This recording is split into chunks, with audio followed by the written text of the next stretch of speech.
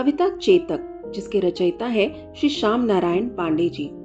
रण बीच चौकड़ी भर भर कर चेतक बन गया निराला था। राणा प्रताप के घोड़े से पड़ गया हवा का पाला था। गिरता न कभी चेतक तन पर, राणा प्रताप का घोड़ा था। वह दौड़ रहा अरिमस्तक पर या आसमान पर घोड़ा था। जो तनिक हवा से बाग हिली, लेकर सवार उड़ जाता था। राणा की पुतली फिरी नहीं, तब तक चेतक मुड़ जाता था। कौशल दिखलाया चालों में, उड़ गया भयानक भालों में।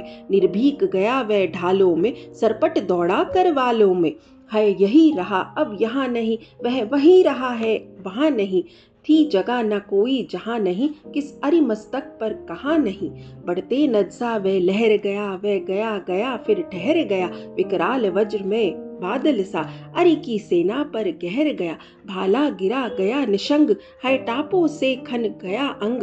बैरी समाज रह गया दंग, घोड़े का ऐसा देख रंग। इस सुंदर कविता में कवि श्री श्याम नारायण पांडे जी चेतक का बहुत ही खूबसूरती से वर्णन कर रहे हैं। शुरुआत वे रणभूमि के दृश्य से करते हैं, जहाँ चेतक, जो महाराणा प्रताप का प्रिय घोड़ा था, उसके साथ था तथा बाकी सबसे अलग था। कवि इन पंक्तियों में चेतक की वीरता का वर्णन करते हुए कहते हैं कि चेतक युद्ध के मैदान में तेज छलांग लगाकर अपनी वीरता को दिखाता था। वह इतनी तेज दौड़ता था मानो हवा को भी पीछे छोड़ रहा। कवि आगे बढ़ते हुए कहते हैं, गिरता न कभी चेतक तन पर राणा प्रताप का कोड़ा था। अर्थात महाराणा प्रताप ने कभी भी चेतक को कोड़ा नहीं मारा था। वह इतना तेज दौड़ता कि कभी ऐसा लगता कि जैसे वो हवा से बातें कर रहा हो। उसकी गति अकल्पनीय थी और वह हमेशा रणभूमि में अपने स्वामी के साथ डटा रहता था। कभी आगे बढ़ते हुए कहते हैं, जो तनिक हवा से बाग हिली, लेकर सवार उड़ जाता था। अर्थात चेतक इतना तेज और इतना फुर्तीला घोड़ा था कि वह हवा के हिलने से पहले ही महाराणा को लेकर निकल पड़ता था। उसकी वफादारी और समझदारी उसे एक अद्वितीय घोड़ा बनाती थी। कवि आगे वर्णन करते हुए कहते हैं, कौशल दिखलाया चालों में, उड़ गया भयानक भालों में। अर्थात चेतक की चाल इतनी कुशल थी कि वह अपने शत्रुओं को भयभीत कर देता था। वह रणभूमि में निर्भीक होकर दौड़ता था और तलवारों के बीच भी बिना रुके सरपट भागता था। यह कविता चेतक की बहादुरी, स्वामी भक्ति और अद्वितीय शक्ति को दर्शाती है, जिससे वे इतिहास में अमर हो गया। आगे की पंक्तियों में वे कहते हैं, है यही रहा अब यहाँ नहीं, वह वहीं रहा वह वहाँ नहीं। अर्थात इस पंक्तियों में वे चेतक के पराक्रम और साहस का वर्णन कर रहे हैं।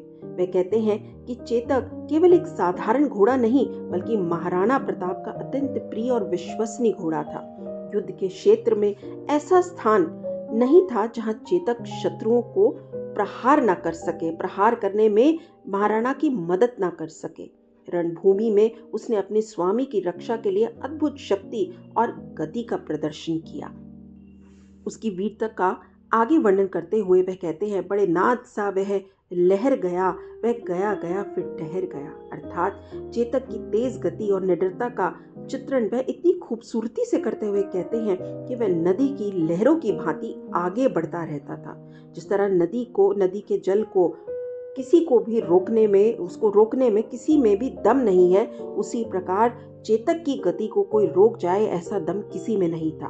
वह विकराल बिजली की तरह चमक कर बादल का रूप धारण कर कर दुश्मनों पर प्रहार करता और दुश्मनों को हिला देता। उसकी चाल इतनी तेज थी कि शत्रु भी उसको पकड़ने में असफल रहते थे। अंतिम पंक्तियों में वे कहते हैं, भाला गिर गया गिरा निशंग, है टापों से खन गया अंग। बैरी समाज रह गया दंग, घोड़े का ऐसा देख रंग। अर्थात कि चेतक की टापों से, अर्थात उसके केवल पैरों की आहट से जो दुश्मन थे वह पूरी तरीके से कांप जाते थे, घायल हो जाते थे। उनके भाले, उनकी तरकश सभी जमीन पर गिर जाते थे जैसे ही वे उस घोड़े की आहट सुनते थे। महाराणा प्रताप का सबसे बड़ा सहायक चेतक अपने स्वामी की रक्षा के लिए किसी भी परिस्थिति में संघर्ष करने के लिए सदैव तैयार रहता था और अंत तक अपनी वफादारी वह निभाता रहा।